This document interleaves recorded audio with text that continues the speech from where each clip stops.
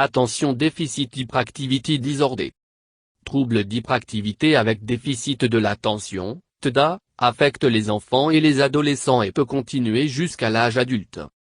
Le TDA est le trouble mental le plus fréquemment diagnostiqué des enfants.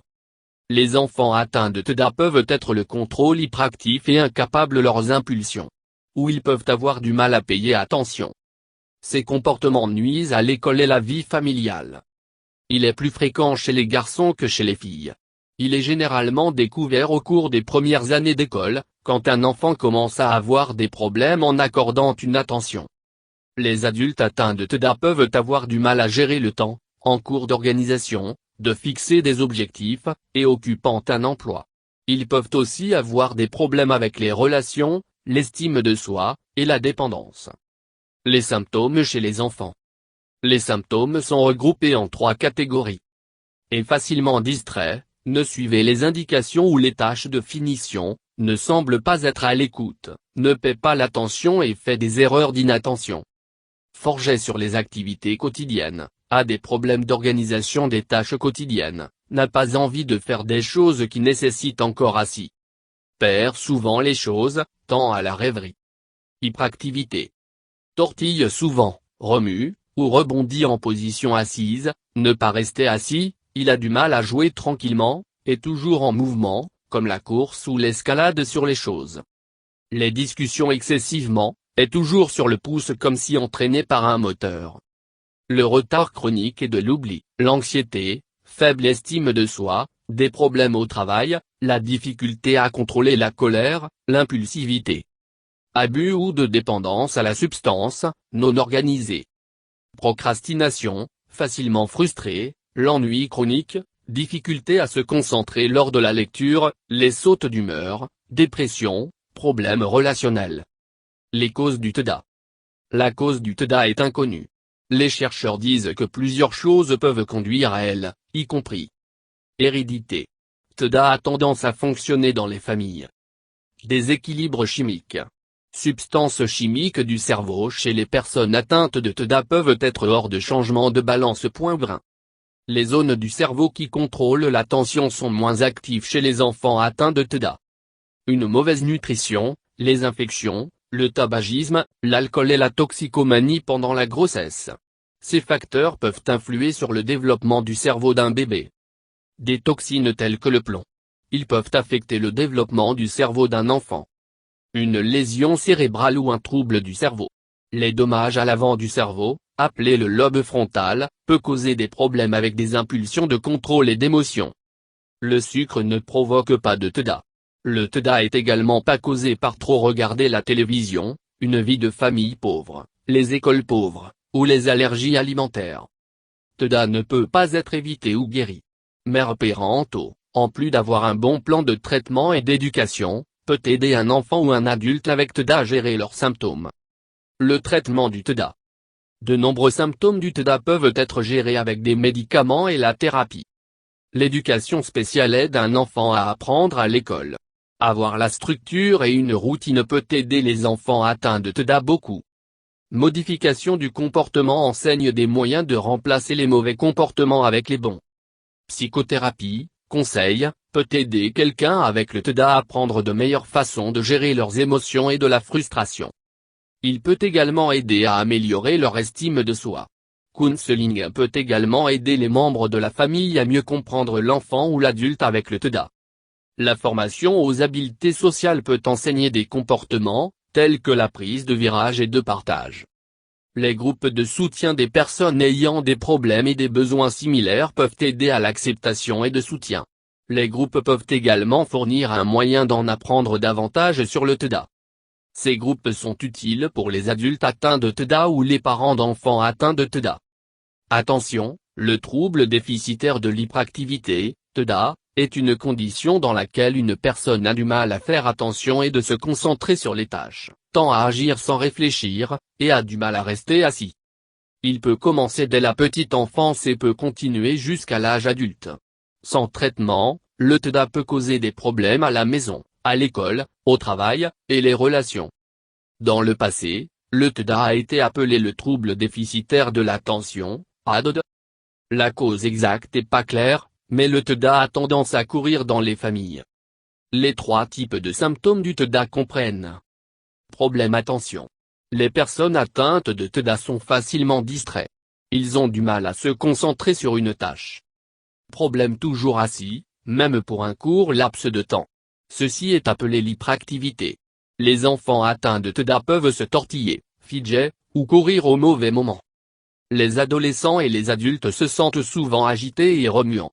Ils ne sont pas en mesure de profiter de la lecture ou d'autres activités tranquilles. Agir avant de réfléchir. Les personnes atteintes de TDA peuvent parler trop fort, rire trop fort, ou devenir plus en colère que la situation l'exige. Les enfants peuvent ne pas être en mesure d'attendre leur tour ou à partager. Cela rend difficile pour eux de jouer avec d'autres enfants. Les adolescents et les adultes peuvent prendre des décisions rapides qui ont un impact à long terme sur leur vie. Ils peuvent dépenser de l'argent ou de changer d'emploi trop souvent. Le TDA est souvent diagnostiqué quand un enfant est âgé entre 6 et 12 ans. Les enseignants peuvent remarquer des symptômes chez les enfants qui sont dans ce groupe d'âge. Tout d'abord, l'enfant aura des tests pour vérifier qu'il ou elle n'a pas d'autres problèmes tels que les troubles d'apprentissage, la dépression ou le trouble d'anxiété. Le médecin utilisera les lignes directrices de l'American Psychiatric Association pour diagnostiquer le TDA. Le médecin peut également examiner les rapports écrits sur le comportement de l'enfant. Les parents, les enseignants, et d'autres qui ont des contacts réguliers avec l'enfant à préparer ces rapports. Il n'y a pas de remède pour le TDA, mais le traitement peut aider à contrôler les symptômes. Le traitement peut inclure des médicaments et la thérapie comportementale. Les parents et les autres adultes doivent surveiller de près les enfants après qu'ils commencent à prendre des médicaments pour le TDA. Les médicaments peuvent provoquer des effets secondaires tels que la perte d'appétit, maux de tête ou d'estomac, des tics ou des tics et des problèmes de sommeil. Les effets secondaires obtiennent habituellement mieux après quelques semaines. Si elles ne le font pas, le médecin peut réduire la dose. La thérapie se concentre sur des changements dans l'environnement afin d'améliorer le comportement de l'enfant. Souvent, des conseils et un soutien supplémentaire à la maison et à aider les enfants des écoles à réussir à l'école et à se sentir mieux. Beaucoup d'adultes ne se rendent pas compte qu'ils ont le TDA jusqu'à ce que leurs enfants sont diagnostiqués. Puis ils commencent à remarquer leurs propres symptômes. Les adultes atteints du TDA peuvent trouver difficile de se concentrer, d'organiser et terminer les tâches. Ils oublient souvent les choses. Mais ils sont aussi souvent très créatifs et curieux. Ils aiment poser des questions et continuer à apprendre. Certains adultes atteints de TDA apprennent à gérer leur vie et trouver des carrières qui leur permettent d'utiliser ces forces. Les causes. Personne n'est certain. TDA provient probablement des interactions entre les gènes et des facteurs environnementaux ou non génétiques. TDA fonctionne souvent dans les familles. Les chercheurs ont constaté que la plupart des risques d'avoir le TDA a à voir avec les gènes. De nombreux gènes sont liés au TDA, et chaque gène joue un rôle mineur dans le désordre. Le TDA est très complexe et un test génétique pour le diagnostic de la maladie ne sont pas encore disponibles. Parmi les facteurs non génétiques qui peuvent augmenter le risque d'un enfant pour le développement de TDA sont fumer ou boire pendant la grossesse, les complications à la naissance ou de très faible poids de naissance, exposition au plomb ou d'autres substances toxiques. Négligence extrême, d'abus ou la privation sociale. Les additifs alimentaires comme colorants artificiels, ce qui pourrait rendre l'hyperactivité pire. Certaines études suggèrent que les additifs et colorants alimentaires artificiels peuvent aggraver l'hyperactivité et l'inattention, mais ces effets sont faibles et ne représentent pas la majorité des cas de TDA. Les enfants atteints de TDA peuvent aller mieux avec le traitement, mais il n'y a pas de remède. Il existe 3 principaux types de traitements. Des médicaments. Plusieurs médicaments peuvent aider. Les types les plus courants sont appelés stimulants. Les médicaments aident les enfants à se concentrer, d'apprendre et rester calmes. Parfois, les médicaments provoquent des effets secondaires, tels que les troubles du sommeil ou des maux d'estomac. Votre enfant peut avoir besoin d'essayer quelques médicaments pour voir ce qui fonctionne le mieux. Il est important que vous et votre médecin regardez attentivement votre enfant pendant qu'il ou elle prend des médicaments. Thérapie. Il existe différents types de traitements. La thérapie comportementale peut aider à enseigner aux enfants à contrôler leur comportement afin qu'ils puissent faire mieux à l'école et à la maison. Les médicaments et la thérapie combinée. De nombreux enfants font bien avec les médicaments et la thérapie. Hyperactivité-impulsivité. Les personnes présentant des symptômes d'hyperactivité-impulsivité peuvent souvent fidger et se tortiller dans leur siège, laisser leur siège dans les situations où rester assis est prévu, comme dans la salle de classe ou au bureau. Exécuter ou tableau de bord autour ou monter dans des situations où il est inapproprié ou, chez les adolescents et les adultes, se sentent souvent agités.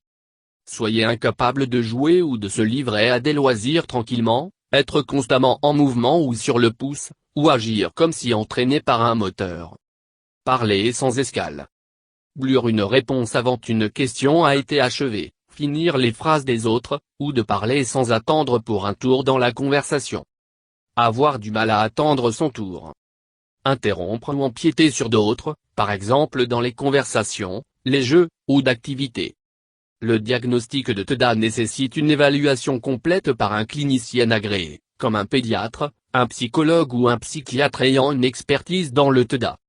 Le médecin devra également veiller à ce que tous les symptômes du TDA ne sont pas dus à une autre condition médicale ou psychiatrique.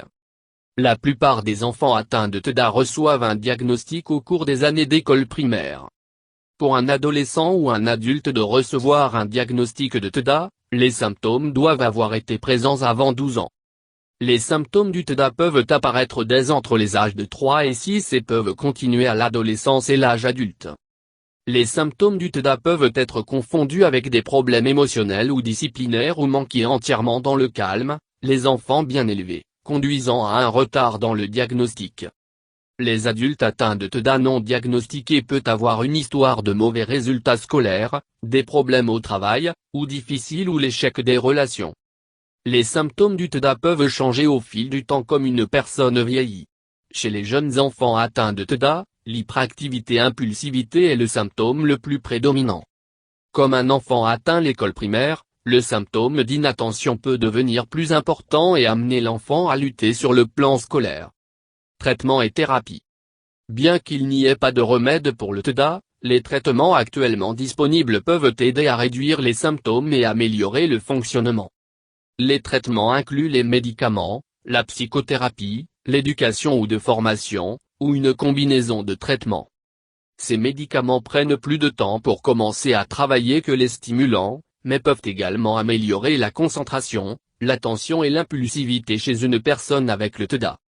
Les médecins peuvent prescrire un non-stimulant, quand une personne a des effets secondaires gênants de stimulants, quand un stimulant n'a pas été efficace, ou en combinaison avec un stimulant pour augmenter l'efficacité. Psychothérapie. Ajout de la psychothérapie pour traiter le TDA peut aider les patients et leurs familles à mieux faire face aux problèmes quotidiens. La thérapie comportementale est un type de psychothérapie qui vise à aider une personne à changer son comportement. Il pourrait impliquer une aide pratique, comme aide dans l'organisation des tâches ou en complétant le travail scolaire, ou travaillant à travers des événements émotionnellement difficiles. La thérapie comportementale enseigne également à une personne comment surveiller son propre soi-même behavioral louange ou des récompenses pour agir d'une manière souhaitée, comme le contrôle de la colère ou de penser avant d'agir. Parents, les enseignants et les membres de la famille peuvent également donner une rétroaction positive ou négative de certains comportements et aider à établir des règles, des listes de corvées claires, et d'autres routines structurées pour aider une personne à contrôler son comportement. Les thérapeutes peuvent aussi enseigner aux enfants les compétences sociales, telles que la façon d'attendre leur tour, de partager des jouets, demander de l'aide, ou de répondre à des taquineries. Apprendre à lire les expressions faciales et le ton de la voix dans d'autres, et la façon de réagir de façon appropriée peut aussi faire partie de la formation des compétences sociales.